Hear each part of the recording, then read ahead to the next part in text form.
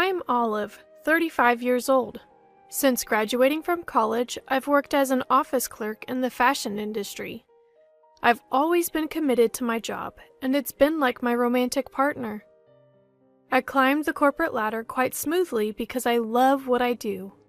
However, working in a predominantly female company meant fewer chances to meet someone, so my love life was rather limited. Once I hit 30 and saw everyone around me getting married and having kids, I decided to sign up for a dating service. That's how I met George.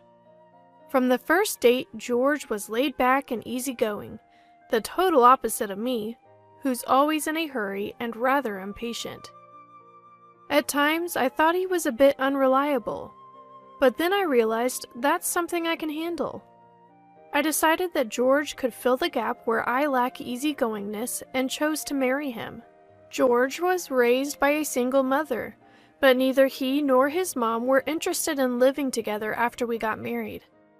The often told tales of mother-in-law and daughter-in-law conflicts had me relieved that neither of us wanted to live together.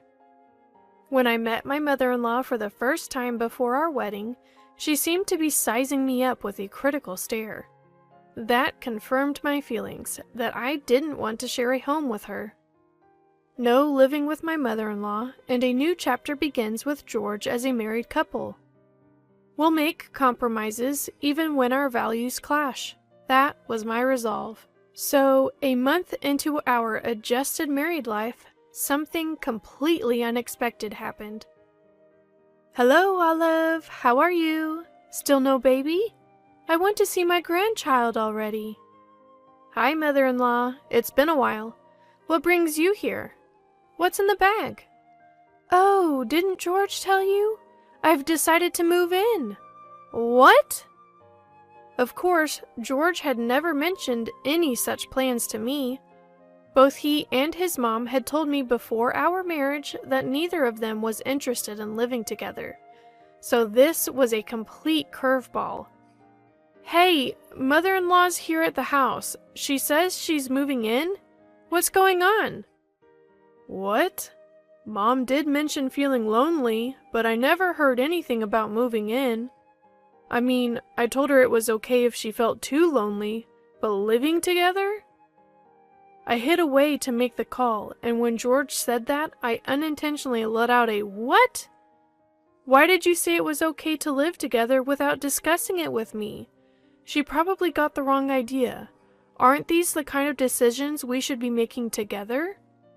"Well, I thought having Mom around to help with chores might be nice."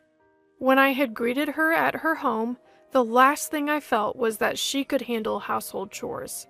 The kitchen was coated in dust, clearly untouched for a while, and the whole house was cluttered. It was nowhere near what you'd call neat. "I want to enjoy my lunch, so I'm gonna hang up now," he said, and abruptly ended the call. Just as I was getting used to life with George, the idea of adding mother-in-law to the equation was overwhelming. While I stood there in disbelief, my mother-in-law called me over, looking annoyed. "Olive, your stuff is in the way. Move it already, will you? Honestly, you can't raise a kid in such a cramped house." "Well, George and I have decided not to have kids. I'm 35 and George is 38. Having a baby past 35 is considered high risk, and I wanted to focus on my career. So we had agreed before marriage to live a peaceful life, just the two of us." I said that mainly to keep my mother-in-law at bay, so we wouldn't have to face daily nagging about grandchildren. But my words set off mother-in-law like a firecracker. Her face turned beet red with anger. "Why? I can't believe you're married and not planning to have kids. I raised George all by myself, and you say you want to live a spoiled life? I respect that you raised George while working, but we've decided—" "I don't want to hear your excuses. You're the worst daughter-in-law." My attempt at pacifying mother-in-law had spectacularly backfired. She stayed furious and spent the next while berating me, not even allowing me room to defend myself. Hey, I can't live with mother-in-law. She's been making a big fuss about wanting grandkids again today. After George came home, I discreetly talked to him about the day's events in our bedroom. George, however, was only half listening, mostly engrossed in his smartphone, offering occasional disinterested replies like, really? Eventually, he put his phone down, got into bed, and closed his eyes. George, are you even listening? I was listening, but Mom's lonely, so what can you do? I owe her for raising me as a single mother. I want to repay her kindness. So, Olive, you'll have to put up with it for a bit. My annoyance flared up at George, who, claiming he was tired from work, quickly drifted off to sleep. I was frustrated firstly with having to pacify my mother-in-law who's been going on and on about wanting grandkids, and secondly with George for unilaterally deciding we'd live with his mom. I'd heard that marriages are built on compromise. I knew families successfully managed to live with in-laws. Day one was a disaster, but to continue my life with George, it looked like I'd have to be the one making sacrifices. Waking George up to vent my anger was out of the question, so I accepted our living situation. Later, I'd realized this choice was a mistake. I often found myself wishing I'd chickened George awake that night, given him an ultimatum between his mom and me. Because the next day, mother-in-law's harassment began. Olive, just because you work doesn't mean you can slack on housework. George and I are starving, so hurry up and make dinner. Okay.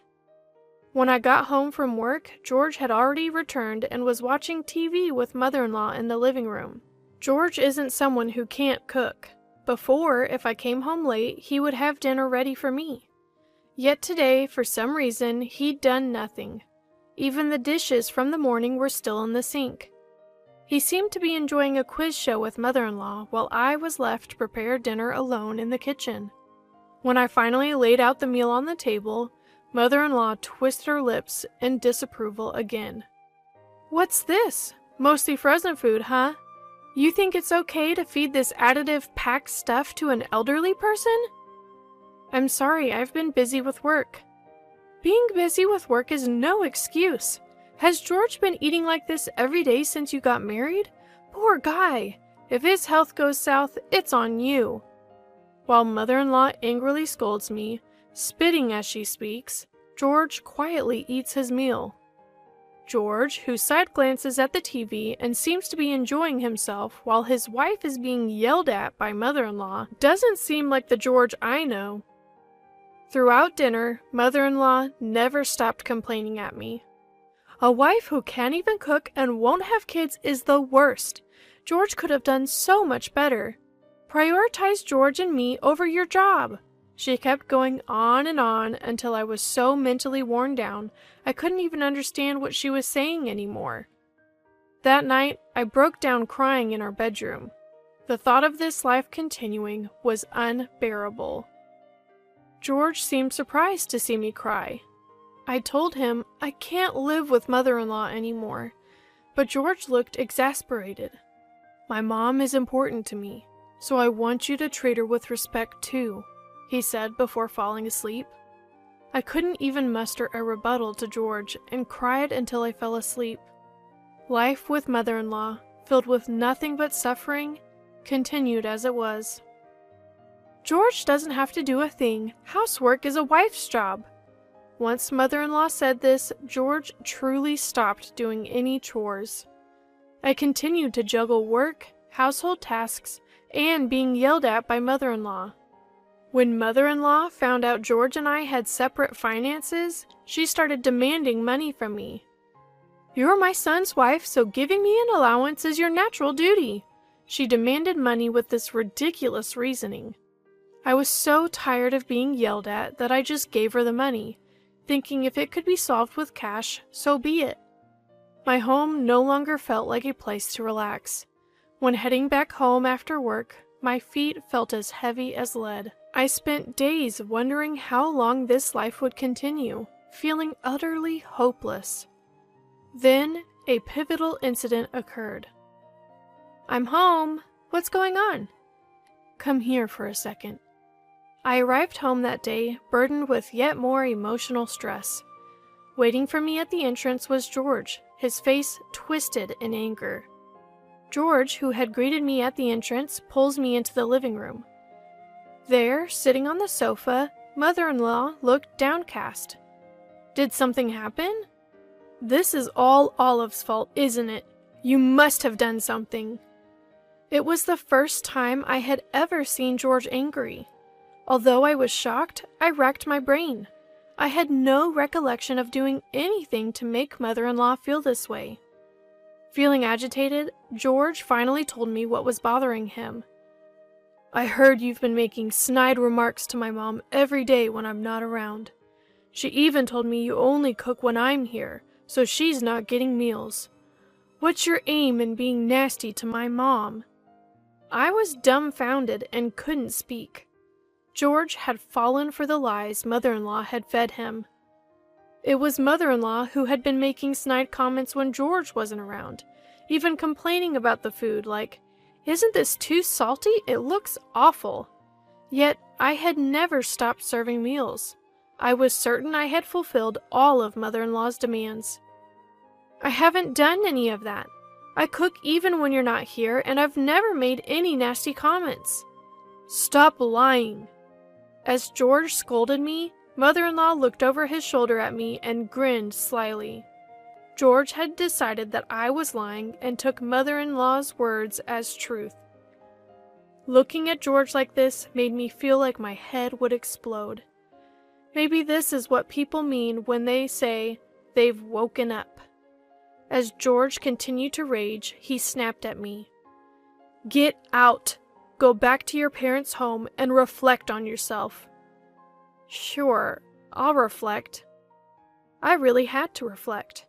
I had to reflect on why I had been wearing myself thin serving people like this. I quietly packed my things and left the house. When I got to my parents' house and explained the situation, they were shocked at my appearance. I hadn't realized it, but the stress from living with Mother-in-law had caused me to lose a significant amount of weight. Holding me in her arms, my mom cried, "I wish I had never approved of this marriage." My dad said, "You don't ever have to go back." Luckily, my parents' home was a commutable distance to my job, so I took them up on their offer and started my life afresh at their house. Every now and then, I'd get an email from George checking in on me, but I left them all unread. As I worked hard and relaxed at my parents' home, I felt like I was breaking free from the brainwashing. I used to think that to keep my marriage to George, I had to endure whatever Mother-in-law said. But a marriage with a husband who prioritizes his mother over his wife is not worth keeping. It took quite some time before I could look back and laugh at what a fool I'd been. Have you cooled your head yet? Yes, I feel much clearer now. Thanks for sending me back to my parents. Months passed, and I returned to the house where George and Mother-in-law lived. George was waiting at the front door. I smiled and headed toward the living room. Mother-in-law was seated, glaring at me as I entered. "You're late! Being away this long is unacceptable for a wife. You owe George and me an apology for what you've done and for leaving this house unattended." Mother-in-law spoke loudly, and George agreed as he sat next to her. Without sitting down, I pulled out some documents from my bag. "I won't apologize. However, I don't want to make either of you uncomfortable anymore, so I've prepared this." Both George and Mother-in-law's eyes widened when they saw the papers I placed on the table. The document was a pre-filled divorce application. Divorce? Hold on, Olive. I never thought about divorcing if you just apologized to my mom. Don't get it twisted. I'm the one who wants to divorce. I'm tired of being yelled at by Mother-in-law every day and being treated like a maid. I thought I was doing it all for you, George, but it seems you care more about your mom than me. I don't see the need to value someone who doesn't value me. I realized that after clearing my head at my parents' house. I expected George to be shaken. However, I was surprised to see mother-in-law trembling as well. "Now, Olive, calm down. Divorcing is a hasty decision. Maybe I've been harsh on you, but it's not that I hate you. I just wanted you to become a respectable wife." "I don't want to become a respectable wife as you see it, so thanks, but no thanks." "What's making you so nervous? Is it because you had a hard time without your free and limited housemaid for these few months?" Mother-in-law couldn't argue with my statement. The house I'd kept clean despite all of mother-in-law's criticisms was a mess after just a few months of my absence. Clearly, housekeeping wasn't mother-in-law's strong suit. "I came here today to deliver the divorce papers. If you're not willing to agree to the divorce, I've decided to consult a lawyer. Please mail it back as soon as you've signed. Goodbye." I left George and mother-in-law, both looking pale and downcast, and walked out of the house. Finally saying what I needed to say, I felt refreshed as I headed back to my parents' home. Shortly after, George promptly mailed me the completed divorce papers. I easily got my divorce and returned to a life where work is my primary relationship. I'm truly happy living life on my own terms now. As for George and mother-in-law, they seem to be living quietly in their dust-filled home. When I told the matchmaker who had set us up about our divorce, I was shocked to hear that George had re-registered with the dating service. He's apparently looking for a new housekeeper, but given his age and divorce history, his search for a life partner isn't going well. I had resigned myself to staying single forever after the ordeal, but recently a younger colleague told me he's interested in dating with marriage in mind. I'm unsure what to respond, but the truth is, I'm growing fond of this adorable, puppy-like person. We're in the stage of going on dates, and I have a feeling I'll end up being swept off my feet by this colleague. Here's hoping this marriage works out better than the last.